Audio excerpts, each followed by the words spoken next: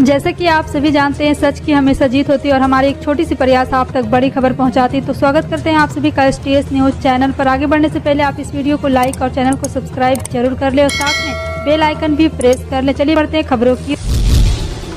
बता दें, रेल मंत्री अश्विनी वैष्णव ने बुधवार सदन में कहा है कि रेलवे में वरिष्ठ नागरिकों को दी जाने वाली रियायतें फिलहाल बहाल नहीं की जा सकती, क्योंकि यात्री सेवाओं के लिए 59,000 करोड़ रुपए की सब्सिडी पिछले साल दी गई थी। इसके अलावा सार्वजनिक ट्रांसपोर्ट के पेंशन वेतन भी बहुत ज्यादा है। महाराष्ट्र से निर्दलीय सांसद नवनीत राणा ने सवाल किया था कि ट्रेन यात्रा में वरिष्ठ नागरिकों को दी जाने वाली रियायत कब बहाल होगी। इस पर मंत्री वैष्णव लोकसभा में जवाब दे रहे थे। मालूम हो कि कोविड-19 महामारी की शुरुआत के बाद इस रियायत को निलंबित कर दिया गया है। जाने माने वकील और एनसीपी के पूर्व नेता माजिद मेमन बुधवार को सौगत राय और डेरेक ओब्रायन की मौजूदगी में तृणमूल कांग्रेस में शामिल हो गए। मेमन एक मशहूर वकील और महाराष्ट्र से राष्ट्रवादी कांग्रेस पार्टी के पूर्व राज्यसभा सदस्य हैं। उन्हें 2014 में संसद सदस्य के रूप में चुना गया था। उन्होंने हाल ही में राकंपा छोड़ दी थी। उन्होंने लोक शिकायत, कानून और न्याय पर संसदीय समिति के सदस्य और कानून और न्याय मंत्रालय की सलाहकार समिति के सदस्य के रूप में कार्य किया है। टीएमसी में शामिल होने के बाद मेमन ने ममता बनर्जी की प्रशंसा की और उन्हें बाघिन कहा है। वंदे भारत एक्सप्रेस ट्रेन में मवेशियों को टकराने की कई घटनाएं बीते कुछ दिनों से सामने आ चुकी है। रेलवे की तरफ से इन हादसों को रोकने लगातार कोशिशें जारी। हालांकि इन घटनाओं पर देश की संसद में भी चिंता जाहिर की गई। जारी संसद सत्र में बुधवार को सरकार से इन घटनाओं का ब्यौरा और इनकी वजह के बारे में पूछा गया है।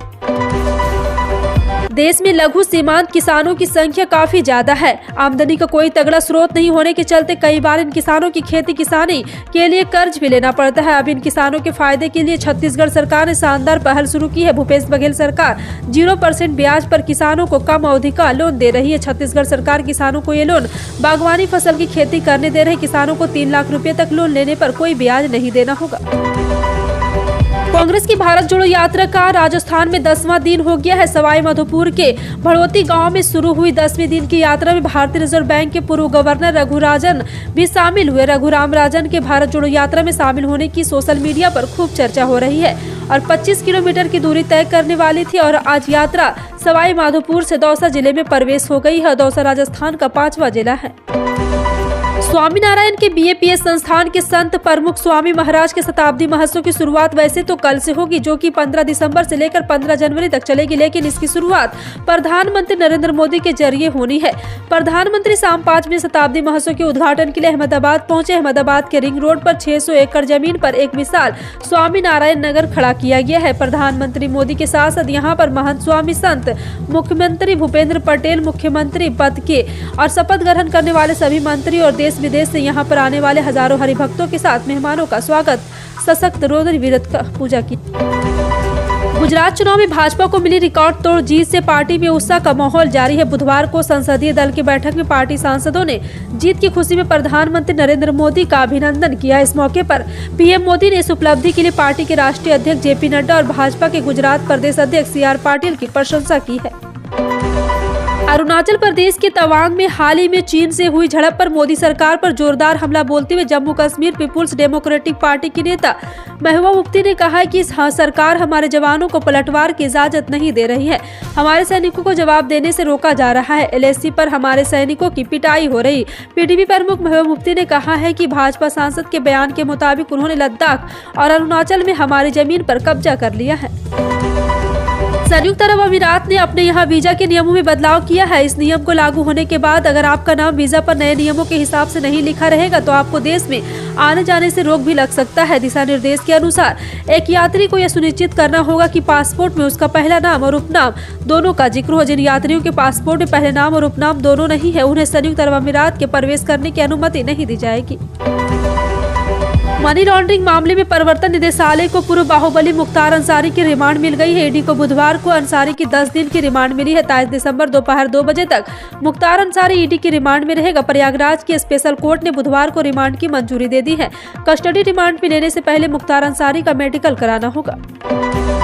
बता दें, आपकी थाली की रोटी और महंगी होने वाली है। गेहूं के दाम में भारी बढ़ोतरी देखी जा रही है। मांग में तेजी और इन्वेंट्री घटने के चलते गेहूं की कीमतों में उछाल देखा जा रहा है। वहीं सरकार के गोदाम में गेहूं का स्टॉक 6 सालों के न्यूनतम स्तर पर आ गया। ऐसे में माना जा रहा है कि नई फसल के बाजार में आने तक गेहूं के दाम में और तेजी जारी रह सकती है। सेंट्रल बोर्ड से लेकर स्टेट बोर्ड तक लगभग सभी बोर्ड या तो 10वीं और 12वीं की फाइनल परीक्षा की तारीख जारी कर चुके हैं या जारी करने वाले हैं। ऐसे में जिन बोर्ड परीक्षा की तारीख जारी नहीं हुई उन्हें छात्र लेटेस्ट अपडेट के बेसब्री से इंतजार कर रहे हैं। जी हां, आपको बता दें कि एक बार फिर से CISSE बोर्ड की क्लास 10वीं या ICS की परीक्षा 27 फरवरी 2023 से शुरू हो जाएगी। शराबबंदी को लेकर विपक्ष ने आज सदन में हंगामा किया। सदन में विपक्ष ने शराबबंदी पर सवाल उठाए। सदन के अंदर और बाहर विपक्ष का जोरदार प्रदर्शन देखा गया। वहीं विपक्ष के हंगामे पर सीएम नीतीश कुमार भड़क गए। उन्होंने बीजेपी पर सवाल खड़ा करते हुए पूछा कि आखिर जरा शराबबंदी वक्त साथ थे तो क्या हो गया। इतना ही नहीं, उन्होंने बीजेपी पर कई आरोप भी लगाए। नीतीश के गुस्से पर विजय सिन्हा ने पलटवार करते हुए कहा कि सदन में नीतीश का व्यवहार अलोकतांत्रिक है। विनिर्मित उत्पाद, ईंधन और खाद्य वस्तुओं की कीमतों में नरमी से थोक कीमतों पर आधारित मुद्रास्फीति नवंबर में घटकर 21 महीने के निचले स्तर 5.85% पर आ गई। थोक मूल्य सूचकांक पर आधारित मुद्रास्फीति में मई में गिरावट आ रही। अक्टूबर में यह घटकर 1 अंक में यानी कि 8.39% पर आ गई थी। उद्योग एवं वाणिज्य मंत्रालय ने बुधवार को कहा है कि नवंबर 2022 से मुद्रास्फीति की दर में कमी आने की मुख्य वजह खाद्य पदार्थ, मूल धातु, कपड़ा, रसायन उत्पाद के दामों में गिरावट आना है। गुजरात विधानसभा चुनाव के नतीजे आ चुके हैं। इस बार भारतीय जनता पार्टी ने नया रिकॉर्ड बनाया। 182 विधानसभा सीटों वाले गुजरात में भाजपा के 156 प्रत्याशी चुनाव जीत गए। कांग्रेस के सबसे ज्यादा नुकसान उठाना पड़ा। कांग्रेस 77 सीटों पर सीधे 17 पर आ गई। मतलब कांग्रेस को 60 सीटों का नुकसान उठाना पड़ा। वहीं इस बार सरकार बनाने का दावा करने वाली आम आदमी पार्टी केवल 5 प्रत्याशी ही चुनाव जीत पाए हैं। 1 सीट पर सपा उम्मीदवार विजयी हुए, बाकी 3 सीटों पर निर्दलीय उम्मीदवार जीती है। और आपको बता दें कि बनासकांठा जिले की पालमपुर सीट चुनावी नजरिए से काफी महत्वपूर्ण रही है। गुजरात के अहमदाबाद जिले के घाट लोडिया सीट इस चुनाव की सबसे चर्चित सीट रही है। आपको बता दें कि मुख्यमंत्री भूपेंद्र पटेल एक बार फिर यहां से मैदान में थे। इस चुनाव में भूपेंद्र पटेल ने इस सीट की अब तक की सबसे बड़ी जीत दर्ज की है। उन्होंने कांग्रेस से ज्यादा राज्यसभा सदस्य अमीबोन और को 1,92,263 वोटों के भारी अंतर से शिकस्त दी है। सोमवार को भूपेंद्र पटेल ने गुजरात के मुख्यमंत्री के रूप में लगातार दूसरी बार शपथ ली। कांग्रेस के वरिष्ठ नेता शशि थरूर ने बुधवार को कहा है कि अरुणाचल प्रदेश के तवांग में भारत और चीन के सैनिकों की झड़प में सरकार ने छोटा बयान दिया है और उसके साथ कोई स्पष्टीकरण नहीं दिया गया, जो लोकतांत्रिक बात नहीं है। उन्होंने कहा है कि इस मामले पर संसद में चर्चा होनी चाहिए। थरूर ने संसद परिसर में कहा है कि बिना किसी स्पष्टीकरण के एक छोटा बयान दिया गया तथा दूसरों के सवाल या विचारों को सुना भी नहीं गया।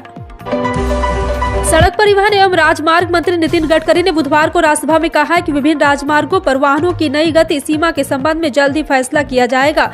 गडकरी ने राज्यसभा में प्रश्नकाल के दौरान एक पूरक सवाल के जवाब में यह जानकारी दी। उन्होंने कहा है कि अंतर्राष्ट्रीय नियम के आधार पर और राज्य सरकार के विश्वास में लेकर 2 लेन, एक 4 लेन सहित विभिन्न राजमार्ग पर नई गति सीमा के जल्द ही निर्धारण किया जाएगा।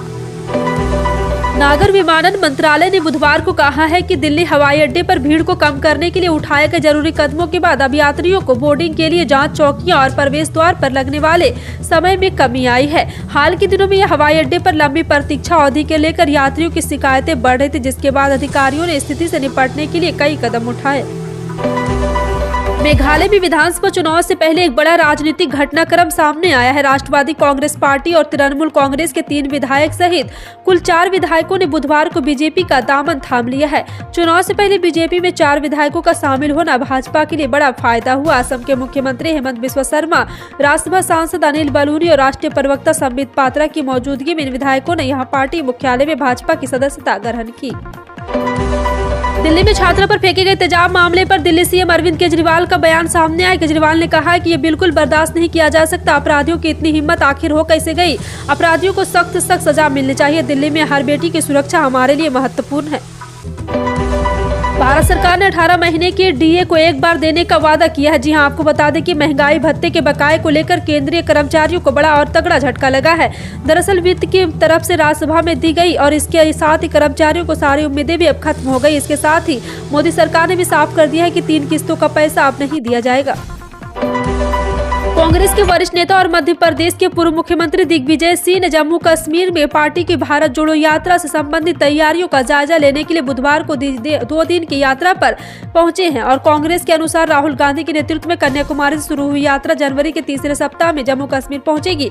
और कांग्रेस की जम्मू कश्मीर इकाई के मुख्य प्रवक्ता रविंदर शर्मा ने कहा, पूर्व मंत्री योगेश साहनी समेत पार्टी के वरिष्ठ नेताओं ने यात्रा से जुड़ी तैयारियां देखरेख कर रहा है। नवंबर के महीने में रूस भारत का सबसे बड़ा तेल सप्लायर बन गया है। रूस ने इराक को पीछे छोड़ते हुए पिछले महीने भारत को सबसे ज्यादा कच्चा तेल बेचा है। माना जा रहा है कि रूस को तेल की कीमतों में प्रतिबंध के लिए 5 दिसंबर की समय सीमा को देखते हुए भारत ने नवंबर के दौरान रूस से खरीद बढ़ा दी थी। राजस्थान में शिक्षक भर्ती का इंतजार खत्म हो गया। राजस्थान सबऑर्डिनेट एवं मिनिस्ट्रियल सर्विस सिलेक्शन बोर्ड की ओर रीट 2022 का शेड्यूल जारी किया गया है। रीट शेड्यूल 2022 के अनुसार इस साल राजस्थान शिक्षक पात्रता परीक्षा के माध्यम से कुल 48,000 शिक्षकों की भर्तियां की जाएगी।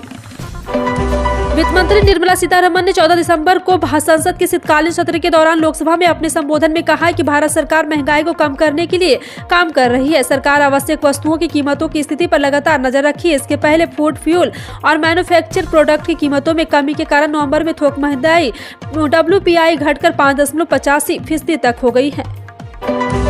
केंद्र सरकार ने प्रधानमंत्री किसान सम्मान निधि योजना शुरुआत कई साल पहले कर दी थी और इस योजना के छोटे और सीमांत किसानों को ध्यान में रखकर बनाया गया है। इस योजना के तहत अब तक किसानों को 12 किस्तों में पैसे मिल चुके हैं।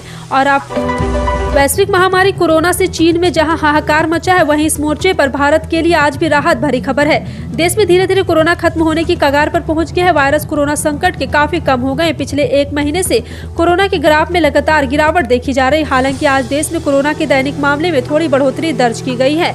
आज 150 से करीब कोरोना संक्रमण के नए मामले सामने आए हैं। फिलहाल आपका इन सभी खबरों पर क्या कहना है, कमेंट सेक्शन में टाइप करके जरूर बताएं। इसी तरह की पल पल की अपडेट जानने के लिए जुड़े रहें आप अपने NTS न्यूज चैनल से। मिलते हैं अगली बड़ी खबर में, तब तक के लिए जय हिंद।